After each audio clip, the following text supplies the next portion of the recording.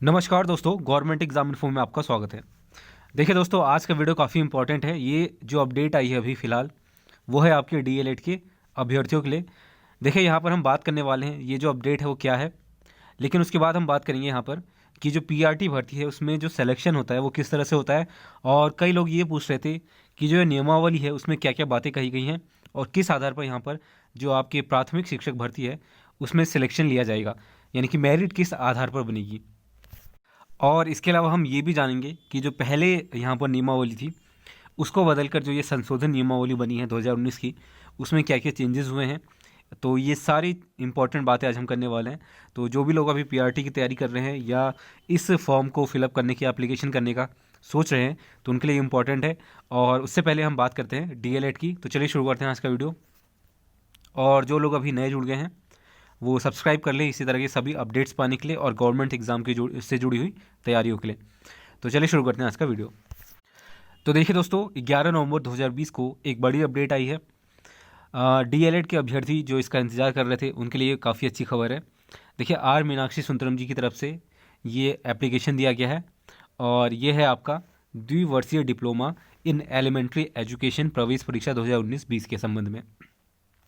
देखिए इसमें क्या क्या बातें कही गई हैं, एग्ज़ाम कब होंगे उसको हम देखते हैं। तो दोस्तों, आपको मालूम है आपका जो डीएलएड का एग्ज़ाम है वो पोस्टपोन हुआ था कोविड-19 की वजह से। लेकिन अभी एक अच्छी खबर आ चुकी है यहाँ पर, आपका जो एग्ज़ाम होगा यानी कि जो प्रवेश परीक्षा है डिप्लोमा इन एलिमेंट्री एजुकेशन में, वो होगा आपका 4 दिसंबर 2020 को। देखिए वेबसाइट पर इसकी कोई अपडेट नहीं आई है अभी, तो ऑफिशियली फ़िलहाल इसके लिए कोई नोटिफिकेशन नहीं दिया गया है। लेकिन ये लेटर सामने आया है, इसमें एप्लीकेशन आया है बेसिकली।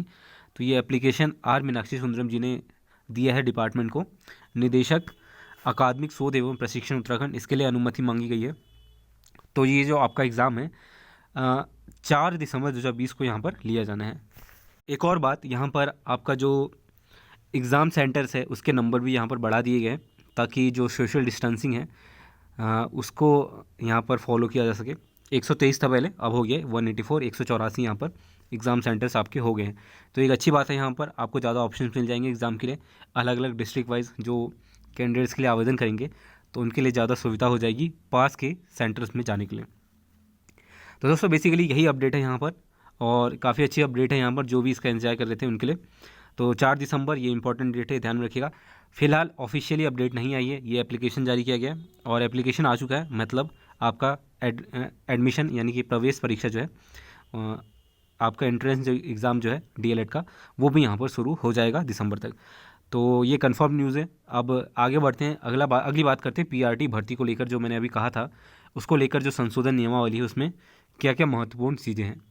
तो दोस्तों देखिए, ये है आपका जो ऑफिशियली डॉक्यूमेंट है आपका माफ़ कीजिएगा, प्राथमिक शिक्षक भर्ती को लेकर जो नियमावली है, संशोधन नियमावली 2019 की, वो यहाँ पर दिया गया है। और इसमें काफ़ी सारे नियमों में संशोधन हुए हैं 2019 जुलाई में। अब इनमें से जो हम बात करने वाले हैं वो है आपका जो मेरिट है वो किस आधार पर बनती है, इसी को लेकर काफ़ी सवाल आए थे। और मेरिट में क्या क्या चीज़ें आपकी ऐड होंगी, किस तरह से होंगी, बीएड वालों के क्या सीन रहेगा यहाँ पर, बीएड के केस में क्या रहेगा, डीएलएड वालों को कैसे यहाँ पर सिलेक्शन लिया जाएगा, इसकी बात हम इसके अकॉर्डिंग समझेंगे, इस नियमावली के अकॉर्डिंग। देखिए यहाँ पर बात करें नियमावली की, तो किसी भी गवर्नमेंट डॉक्यूमेंट की जो लैंग्वेज होती है वो काफ़ी डिफ़िकल्ट होती है समझने में।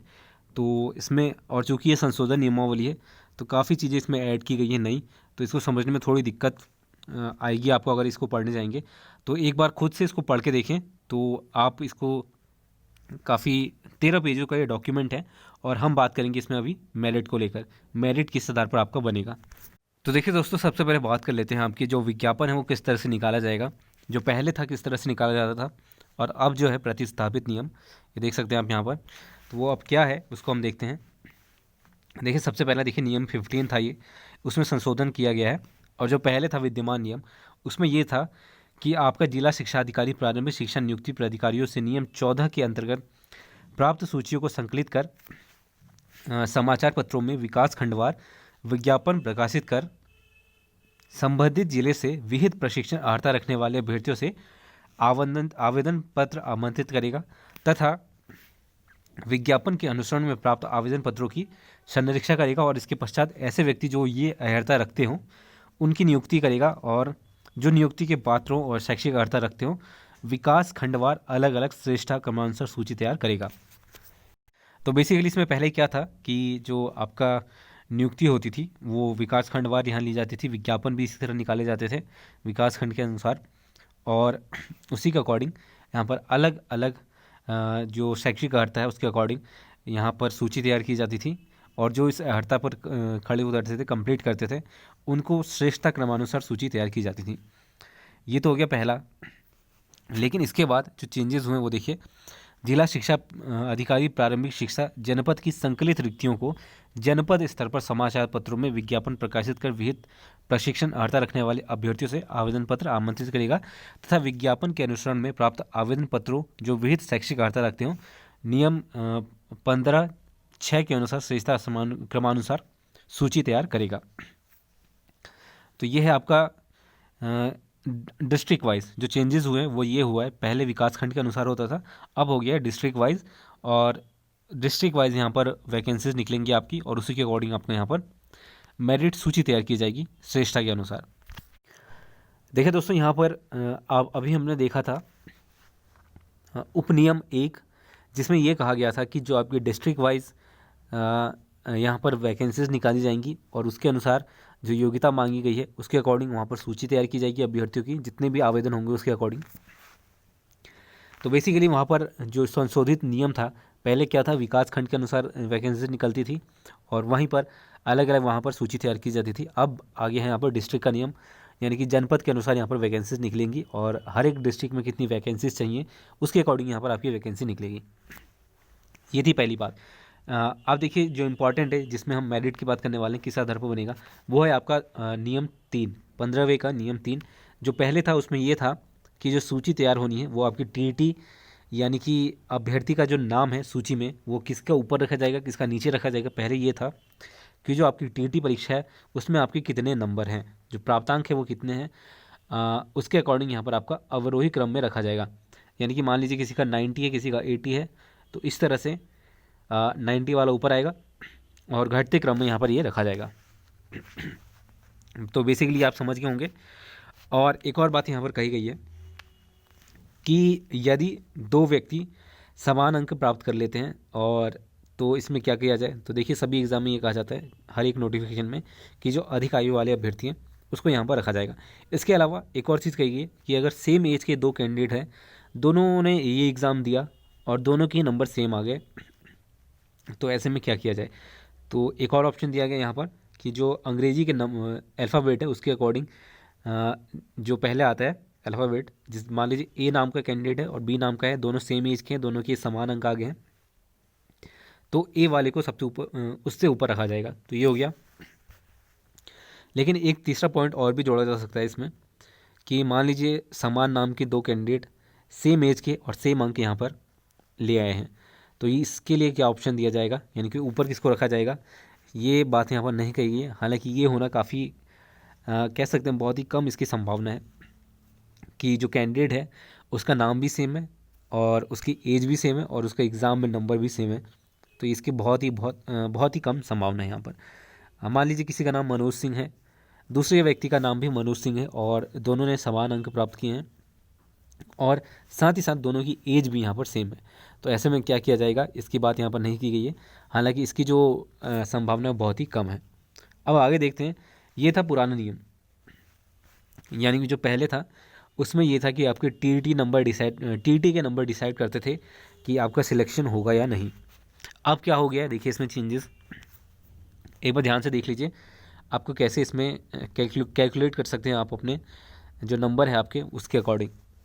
देखिए उपनियम 1 के अधीन यहाँ पर जो सूची तैयार की गई है इसमें भी उसी का उपयोग किया जाएगा, जिसमें डीएलएड प्रशिक्षकों को चयन के हेतु अभ्यर्थी के नाम उनके द्वारा बीटीसी कह लीजिए या डीएलएड कह लीजिए प्रशिक्षण प्रमाण पत्र परीक्षा में प्राप्त अंकों के 60% तथा टीटी प्रथम परीक्षा में प्राप्त प्राप्तांकों के 40% के योग के अवरोही क्रम में रखे जाएंगे, तो यानी कि घटते हुए क्रम में।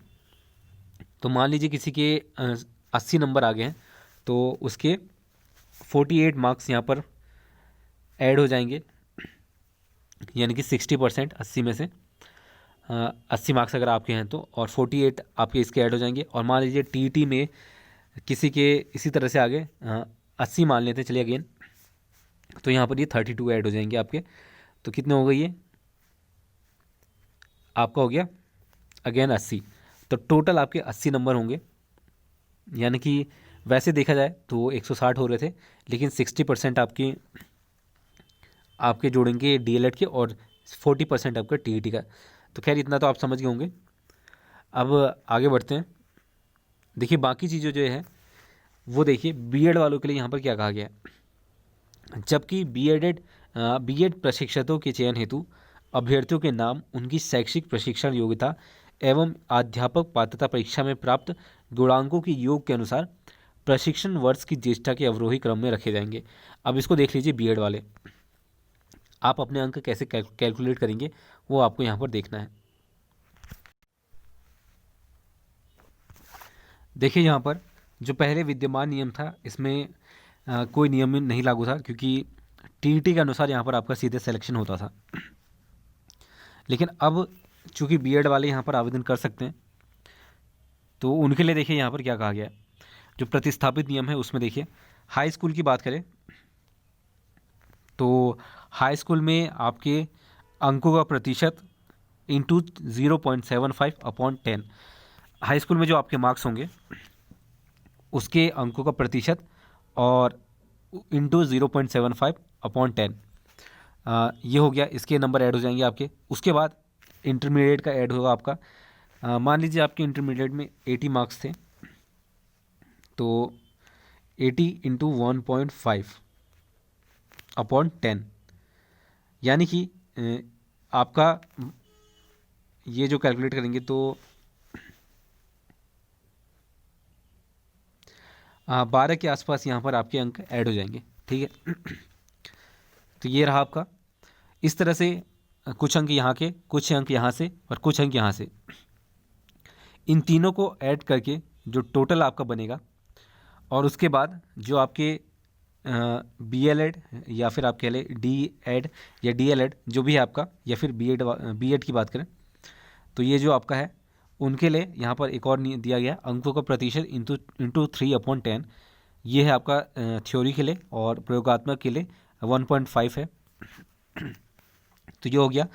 और प्रथम परीक्षा टीईटी की बात करें तो टीईटी के लिए आपका अगेन यहाँ पर इंटू 1 कर देना है आपको। मान लीजिए आपके 80 नंबर है, 80 गुणा 1/10, तो 8 अंक टीईटी के आपके जुड़ जाएंगे। तो ये है यहाँ पर आपका कुछ नियम। तो एक बार मैं आपको पूरा कैलकुलेट करके बता देता हूँ सही से, ताकि एक आइडिया हो जाए आपको। तो देखिए मान लीजिए एक कैंडिडेट है, उसके हाई स्कूल में आ गए 90% मार्क्स। अब 90% मार्क्स को इस गुणांक के अनुसार आप कैलकुलेट करेंगे तो आएगा आपका 6.7 मार्क्स। ये हो गया आपका। इंटरमीडिएट में आगे उसके 80%, 80% को आप जब कैलकुलेट करेंगे तो आपका आएगा 12 मार्क्स। तो 12 मार्क्स आपके जुड़ जाएंगे। इसके बाद ग्रेजुएशन की बात कर लेते हैं। तो मान लीजिए ग्रेजुएशन में आगे उसके 60%, 60% के अनुसार यहाँ पर आपके इस गुणांक के अनुसार 2.25 के अनुसार 13.5 अंक बनेंगे।